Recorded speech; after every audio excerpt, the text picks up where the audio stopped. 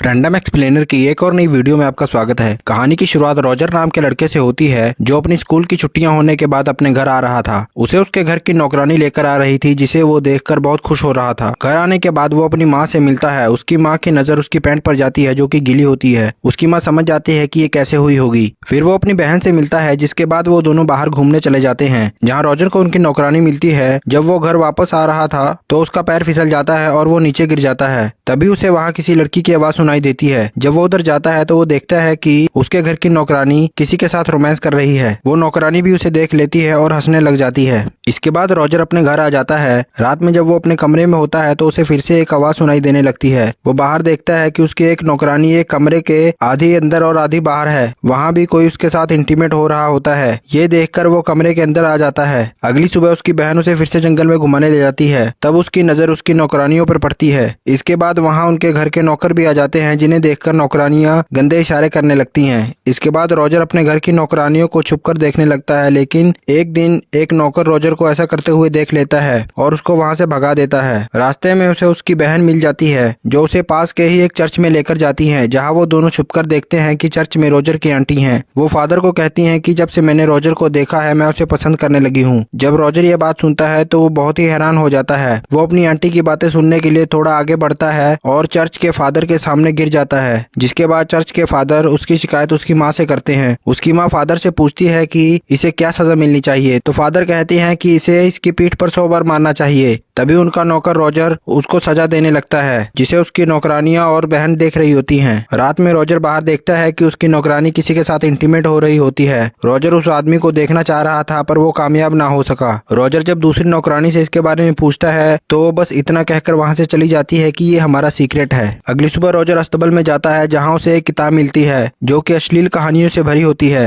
Roger छिपकर उस किताब को पढ़ने लग जाता है। तभी वहाँ एक नौकरानी आ जाती है जो मुर्गियों को दाना डालने लगती है, लेकिन तभी वहाँ एक नौकर उसे अंदर से लॉक कर देता है और नौकरानी के पीछे से जाकर उसके साथ इंटीमेट होने लगता है। ये देखकर रॉजर का भी खुद पर कंट्रोल नहीं रहता और वो किचन में काम कर रही नौकरानी को पीछे से टच करने लग जाता है। लेकिन तभी वहाँ दूसरी नौकरानी आने लगती है जिसे देखकर वो वहाँ से भाग जाता है। लेकिन वासना अब उस पर पूरी तरह काबू पा चुकी थी, इसलिए अब वो दूसरी नौकरानी के पीछे चला जाता है और उसको पकड़ लेता है। पहले तो वो नौकरानी मना करती है लेकिन फिर वो भी मजे लेने लगती है। अगले दिन घर के सारे मर्द किसी काम से बाहर चले जाते हैं जिसका फायदा उठाकर वो एक नौकरानी के साथ इंटीमेट हो जाता है। रात में वो अपनी आंटी से मिलता है और उसे अपने मन की बात कहता है। पहले तो वो मना कर देती है लेकिन वासना उसके अंदर भी भरी थी जिस वजह से वो भी मान जाती है और दोनों वही इंटीमेट हो जाते हैं। आंटी के जाने के बाद वहाँ नौकरानी रॉजर के लिए खाना लेकर आती है पर रॉजर को तो अब किसी और ही चीज का चस्का लग गया था। वो अब इस नौकरानी को भी नहीं छोड़ता। अगले दिन वो अस्तबल में जाता है जहाँ वो घोड़ों की देखभाल करने वाली नौकरानी को भी सेड्यूस करके उसके साथ इंटीमेट हो जाता है। रॉजर ने अपने घर की किसी भी औरत को नहीं छोड़ा था। एक दिन घर की सभी औरतों को पता चल जाता है कि रॉजर ने सभी का स्वाद चख लिया है, लेकिन उन्हें इस बात से ज्यादा फर्क नहीं पड़ता। अब वो सभी रॉजर के साथ एक साथ इंटीमेट होने लग जाती हैं। कुछ दिन बीत जाते हैं। लीजा रॉजर को कहती है कि वो प्रेग्नेंट है। उसके बाद वही बात उसकी दूसरी नौकरानियां और उसकी आंटी भी कहती हैं। घर की सभी औरतें रॉजर की वजह से प्रेग्नेंट हो चुकी थी। रॉजर के स्कूल की छुट्टियां खत्म हो जाती हैं और वो वापस जाने के लिए तैयार हो जाता है। तभी एक और लड़की उसे कहती है कि वो भी प्रेग्नेंट है।